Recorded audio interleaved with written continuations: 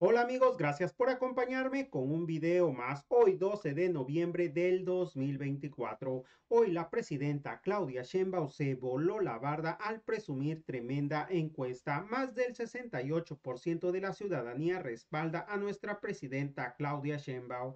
También la presidenta destacó que ni le busque Jorge Romero porque ahí están las pruebas de que es el jefe del cartel inmobiliario. La presidenta dijo cuando Jorge Romero fue delegado en la Benito Juárez, varios de sus funcionarios fueron detenidos y dieron datos del modus operandi del cartel inmobiliario del PAN y siguen gobernando la alcaldía, explicó la presidenta Claudia Sheinbaum. También reveló acerca del reporte de espionaje de su madre por haber participado en el movimiento del 68. A continuación con el Muy video. importantes. Preguntarle que con estas estrategias que se ha venido presentando en los primeros días de su gobierno, ¿considera usted que esa es la clave para tener una aprobación del 68% como se publicó en la encuesta del Vamos a Heraldo? mostrarla porque esas. ¿Cuál La considera? vi ahora que.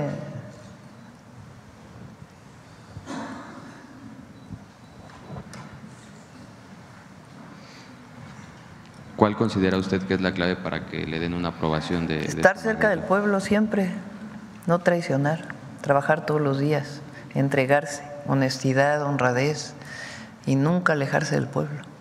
Gracias, buen día a todas y todos. Y bueno, también se dio a conocer, bueno, este es un tema que toca a su familia, a su madre Ani Pardo, que la Dirección Federal de Seguridad la espió aproximadamente durante 9 años por su movimiento, por su participación en el movimiento de 1968, saber su opinión. Sí, hace poco, cuando creo que estaba en la jefatura de gobierno, le pedí al Archivo General de la Nación, ahora le voy a pedir a CNI, que a ver si tienen por ahí los archivos de mis padres, de mi madre, de mi padre y de su servidora. Ahí en el Archivo General de la Nación hay una investigación de cuando yo tenía 6 años, porque lo he platicado aquí, lo platiqué incluso el 2 de octubre. Cuando fue el movimiento estudiantil de 1968 no es secreto, al contrario, mi madre lo reconoce orgullosamente, participó en ese movimiento, era profesora del Politécnico y estudiante del Politécnico, estudiaba también el posgrado. Y después del movimiento la expulsaron del Instituto Politécnico Nacional por haber participado en el movimiento. La expulsaron como maestra y la expulsaron como alumna. Tuvo que ir a la UNAM. La UNAM, si ustedes recuerdan, el rector, el ingeniero Javier Barrosierra, pues tuvo un papel completamente distinto. Y ahí pudo pues regresar a continuar sus estudios y también posterior a ello pudo conseguir pues a partir de los concursos académicos una plaza en la Facultad de Ciencias de la UNAM. Hoy es investigadora emérita de la UNAM y una de las investigadoras en su área más reconocidas, pero en aquella, y le costó trabajo por las dos cosas, por ser mujer y también por participar en movimientos sociales, porque siempre fue muy participativa en la universidad. Y cuando éramos pequeños nos llevaba los fines de semana, algunos, a Lecumberri a visitar a los presos políticos del 68. Entonces, pues ahí quedó registrado mi nombre desde que era niña, no sé si 6 o 8 años, de que había entrado a Lecumberri a ver a los presos políticos. Para mí es un orgullo ser hija de Ani Pardo. Muy bien, y bueno, en un tercer tema, y habla de lo que eran los gobiernos del pasado, porque ahora, fíjense, y vale la pena, porque ahora se habla de autoritarismo, de antidemocracia. Participar en aquellas épocas no era fácil, o sea, estaba prohibido, había presos políticos por participar. Los estudiantes del 68 estuvieron presos. Como bien dijo aquí Pablo Gómez, nunca se les retiró su sentencia. Después hubo una amnistía, pero esos sí eran regímenes represivos. Si algún periodista se atrevía a hablar en contra de un presidente, pues de inmediato era retirado de la televisión, sino que otras cosas. Era represión desde el Estado mexicano. Eso no existe ahora. Por supuesto, hay problemas de inseguridad en el país que estamos atendiendo, pero no hay represión por parte del Estado mexicano. Es otra cosa. Y que investigaban ilegalmente a las personas. Sí, además. Y bueno, en un tercer tema, hay un grupo de cafetaleros de la montaña de Guerrero que está denunciando que hay un monopolio, hay un único comprador que les malbarata su producto. Y pues ellos, platicando con ellos, nos comentaban que tras el paso del huracán John se les echó a perder la mayoría de su cosecha y que lo poco que les quedó está por madurarse y pues no, si se les madura ya no podrían venderlo. Entonces piden ayuda del gobierno para conseguir un intermediario que les compre su producto y pues preguntarle su opinión sobre estas prácticas monopólicas y cómo podría ayudárseles. Sí, es parte de la transformación de lo que antes era Liconza y que se está transformando en Alimentación para el Bienestar.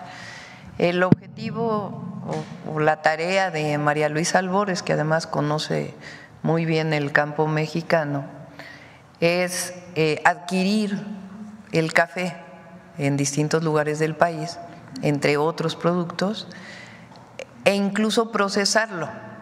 Por ejemplo, las tiendas Liconza muchas veces venden café soluble de Nestlé. Entonces está bien, pues lo venden más barato que en otras tiendas, pero el objetivo de esas tiendas pues es comprar a los productores, procesarlo y poderlo vender en estas tiendas. Lo dije creo que ayer, ¿no? Y en Zacatecas, el frijol y caso del café es todavía mayor. La diferencia entre lo que se compra el café y lo que se vende en las tiendas.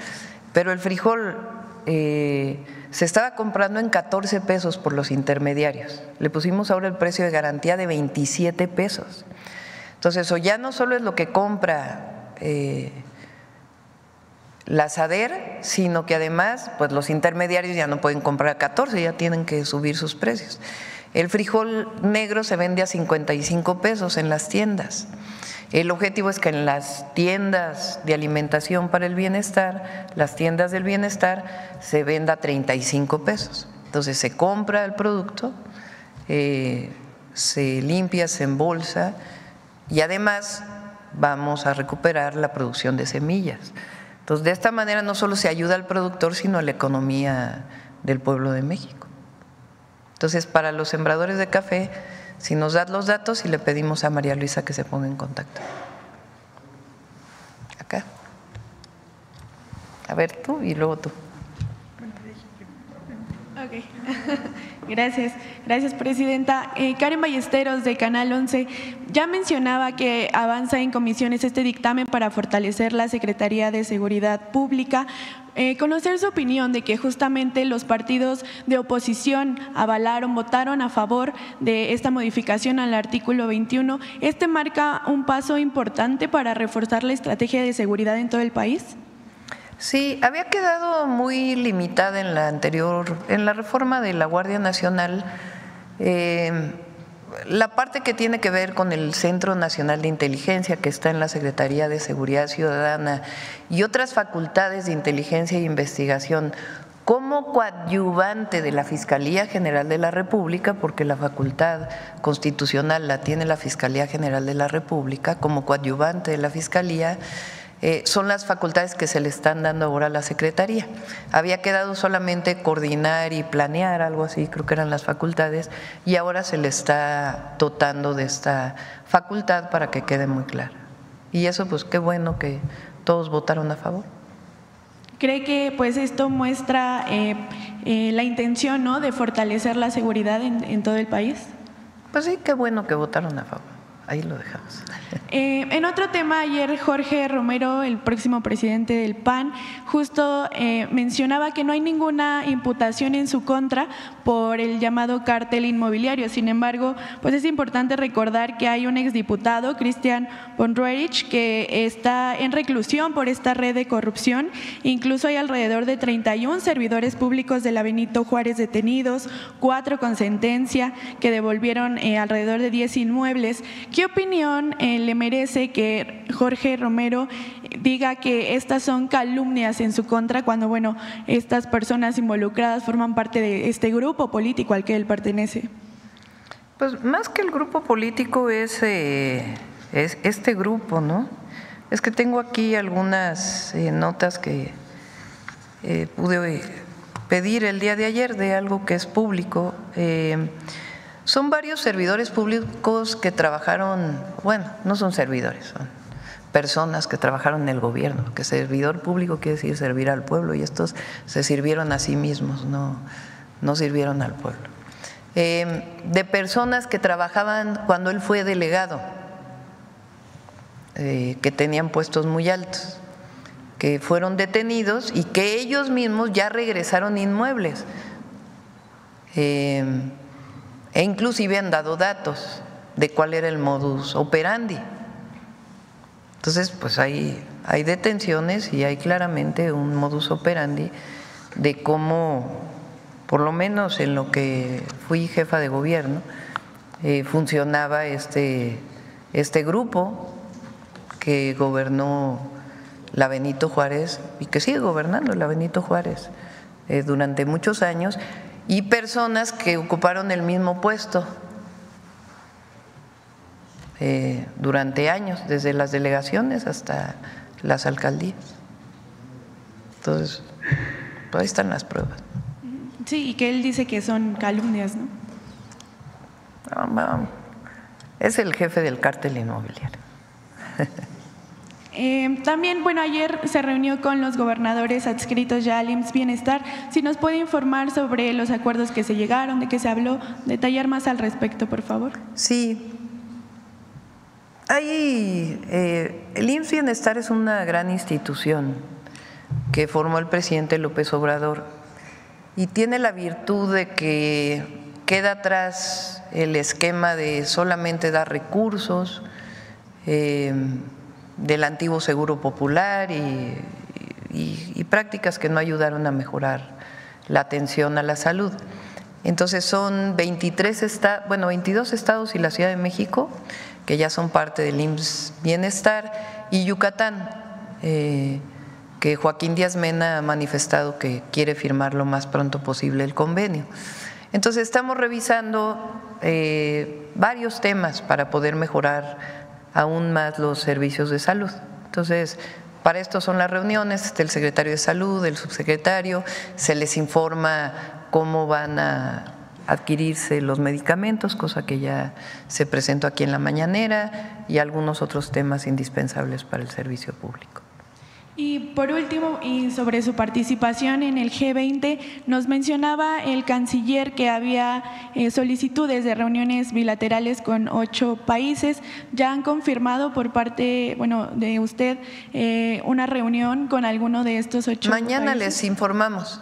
Al rato veo al canciller y ya les informamos. Pero vamos el domingo, estamos el lunes y nos regresamos muy temprano el martes. Voy el viernes a Veracruz y el sábado vamos a visitar el trolebús elevado de Chalco.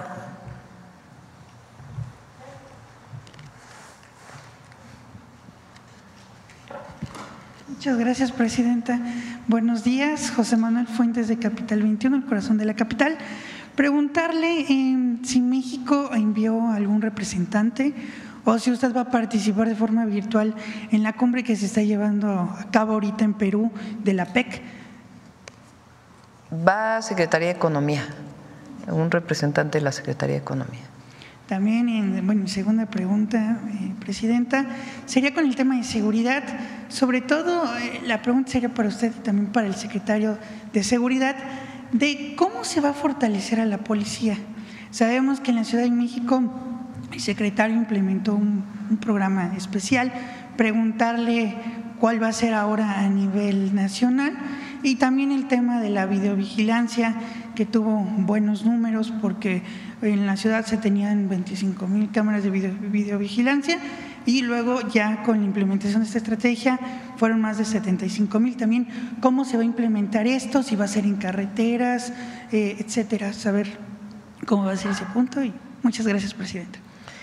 Las y los gobernadores tienen atribuciones en la seguridad y tienen responsabilidades. Desde el presidente López Obrador hay coordinación, pero ahora queremos fortalecer más la coordinación, pero la responsabilidad de fortalecer una policía estatal pues es del gobierno del estado. Claro que hay recursos federales que van al fortalecimiento de la seguridad estatal o municipal, pero es una responsabilidad del gobernador del estado. Lo que nosotros podemos hacer pues es coordinarnos, darles experiencias, informarles de qué manera se puede fortalecer y la coordinación. Pero los gobernadores, durante mucho tiempo, por ejemplo, el anterior gobernador de Guanajuato decía: es que no me corresponde, le corresponde a la federación. Pues no, un homicidio es un delito del fuero común. Entonces es obligación también desde las fiscalías estatales y las policías coordinarse para poder dar resultados, y la parte que le corresponde también al Poder Judicial, no nos olvidemos de ello. Pero el objetivo pues es la coordinación y en la medida de lo posible pues ayudarles a fortalecer las capacidades de las policías estatales y municipales. También hay una parte federal, pero hay otra parte muy importante estatal. Y sí es importante la videovigilancia y la tecnología, pero a veces se dice es que es solo tecnología. No, el tema es cómo usas la tecnología y cómo la aprovechas para la inteligencia y la investigación que te permita pues coordinar tus operaciones policiales de la Guardia Nacional, de las fuerzas federales, y también para poder hacer las investigaciones que permitan detener a un delincuente. Y también, por ejemplo, el fiscal toda su vida ha insistido mucho en la justicia cívica, que es una parte muy importante que le corresponde a los estados y que ayuda mucho para construir la seguridad en un territorio.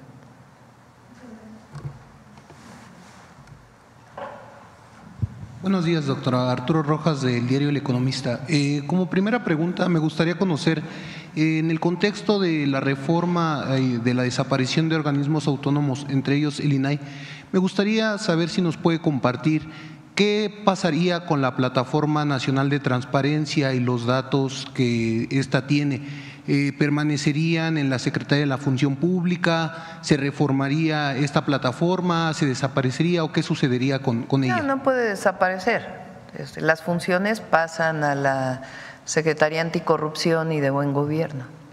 Y como segunda pregunta, el día de hoy el colectivo de organismos de la sociedad civil, La Justicia que Queremos, se va a reunir con la CIDH para hablar sobre la reforma al Poder Judicial. Me gustaría conocer su opinión sobre estos recursos que están utilizando tanto organismos como miembros del Poder Judicial para la reforma que ya se aprobó. Ahí me llaman la atención desde mi punto de vista dos temas, ¿no? La rapidez.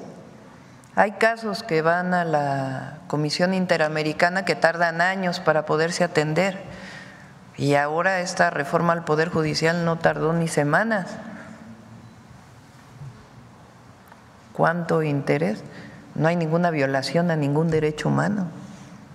México es un país libre, soberano, independiente, y el pueblo de México decide, de acuerdo a la Constitución, cuáles son las reformas constitucionales. Al revés, va a haber más justicia, más acceso a la justicia del pueblo de México. Entonces, la pregunta es cómo es que en semanas ya está listo para poder hacer estas audiencias.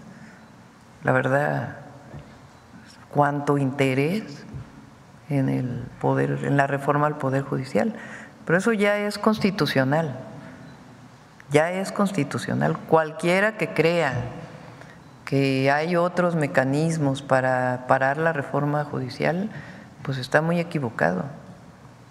1 de junio va a haber elecciones del 2025 en México, y eso es por decisión del pueblo de México. Y como tercera y última pregunta, ¿qué opinión le merece que los trabajadores que seguían en huelga del Poder Judicial ya regresaron a sus actividades? Muchas gracias. Pues qué bueno, ahora sí van a desquitar sus ingresos. Bueno, vamos a cerrar con una cápsula de, hoy es Humanismo Mexicano, Memoria Histórica, es mes de la Revolución Mexicana. Así mismito, como terminaron de escuchar esta información, también la presidenta Claudia Sheinbaum dijo que la Plataforma Nacional de Transparencia no desaparecerá. Sus funciones las absorberá la Secretaría Anticorrupción y de Buen Gobierno. También la presidenta Claudia Sheinbaum destacó que le llama la atención a la reforma judicial por parte de la Comisión Interamericana, porque dijo que hay casos que tardan años en atender y México no tiene ninguna violación a los derechos humanos por su instauración. Si creen que hay otros mecanismos para parar la reforma judicial, están muy equivocados. Habrá elecciones en el 2025 por decisión del pueblo de México, afirmó la presidenta Claudia Sheinbaum. Bueno amigos, hasta aquí con la nota de hoy. Deja tu comentario, qué tal te pareció esta información y que tengas un excelente día.